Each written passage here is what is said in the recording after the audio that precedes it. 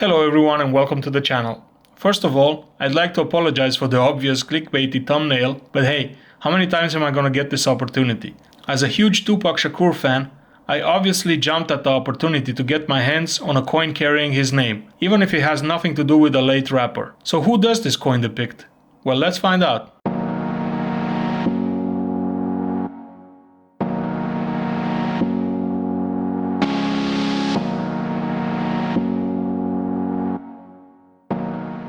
Today, we'll be looking at the 1971 commemorative 50 soles de oro coin from Peru featuring Tupac Amaru. As always, I like to get the technical stuff out of the way. The coin is 37 mm in diameter, has a thickness of 2.6 mm and weighs 21.45 grams, with a purity of 0.800, thus containing just over 17 grams of pure silver. There were 100,000 of this minted, and you can find them for about $25 to $50 depending on condition. A fact that many places get wrong, and even Numista, the holy grail of numismatics, gets wrong on their website about this coin, is that it features Tupac Amaru, the last Sapa Inca or Emperor of the Inca. In fact, the person featured on this coin is Tupac Amaru II, born José Gabriel Condorcanqui Noguera, and leader of the indigenous revolt that would be a prelude and spark the fires that would lead to the Peruvian War of Independence and subsequent independence declared by José de San Martín on the 28th of July 1821. The story of Tupac Amaru II is not a happy one, and his end was pretty gruesome, so if you are squeamish or have children around, it's best to skip that part. Don't worry, I'll put in a visual warning when we get to that part, but for now let's check out the coin's obverse. This is dominated by the Peruvian coat of arms, encircled by the lettering Banco Central de Reserva del Perú, meaning Central Reserve Bank of Peru, and 8 decimos fino, meaning 8/10 fine, that tells us that the coin contains 80% silver. At the bottom we can find the year of mintage, which is 1971. Atop the shield of the coat of arms, we can find a crown made of holm oak leaves. Inside the shield, we can spot the figure of a vicuña in the dexter chief. The vicuña is a relative of the more popular llama and are believed to be the wild ancestor of the domesticated alpacas. It is also the national animal of Peru, which I find a bit funny in a country that is considered top 5 in terms of biodiversity in the world. But I guess it goes to show just how historically important these animals were in the history of the Andes region of South America, in the absence of horses, mules, cows and sheep. The vicuña provided transportation, milk, wool and meat, and was vital for survival in this harsh environment. In the sinister chief we can find the cinchona tree. This plant is native to the tropical Andean forests and was used historically to treat malaria during the height of the Spanish colonization. Due to these anti-malarial properties, the trees became very important both politically and economically and were referred to at the time as fever trees. Below we can find a cornucopia, the mythical horn of plenty from Greek and Roman mythology, with corn spilling from it. The shield is surrounded on the left side by a palm branch and on the right by a laurel one, both tied together at the bottom by a ribbon. Now it's time to move on to the reverse of the coin. On the outside of the lined circle that holds the effigy of Tupac Amaru, we can spot the words Sesquicentenario de la Independencia del Perú, meaning the sesquicentenary of the independence of Peru. And yes, sesquicentenary is a real word and it means 150th anniversary. I had to Google it myself. At the bottom we can find the years 1821 and 1971 flanked and separated by 3 dots. On the inside of the circle, right above the portrait, we can find the name Tupac Amaru.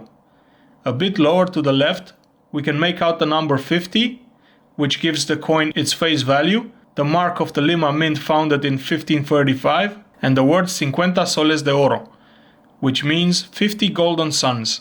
This could confuse some people as they would assume that the coins are made out of gold, but this is not the case. The word golden refers to the color of the sun and not to the metal of the coin. The sun was considered the deity in the old Incan traditions, and after its independence, Peru tried to integrate as much as it could from its pre-colonial identity, hence they named their coins suns, or soles. Now let's discuss the character celebrated on this coin.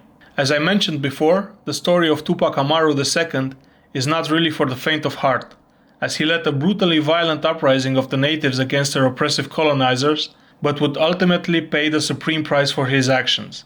Born circa 1742, he is said to be the great-great-great-grandson of Tupac Amaru, the last emperor of the Incas. He was of Quechua descent and his wife, Micaela, was of Afro-Peruvian descent. He was not of low class, being the son of and later becoming himself a curaca, a form of provincial governor. After witnessing the suffering of his fellow natives, which made up 9/10 of the population at the time, at the hands of the Spanish, who would use them as forced labor in agriculture, textile mills, and especially mining, Tupac Amaru took matters into his own hands, and on November 4, 1780, after leaving a banquet attended by the Spanish governor Antonio de Ariga, he captured and killed the latter, together with the Spanish corregidor, a representative of the royal Spanish jurisdiction over a town or district.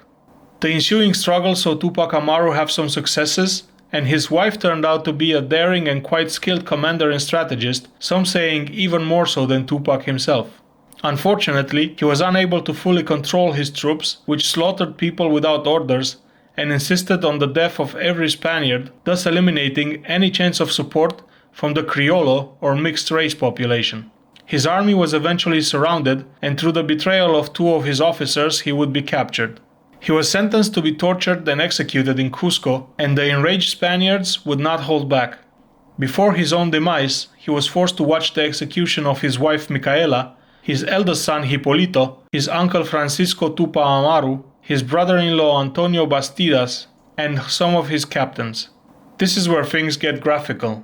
His son first had his tongue cut out for speaking against the Spanish and was then hanged. His wife was then forced to climb the platform, and even though she struggled, she was ultimately overpowered and had her tongue cut out as well.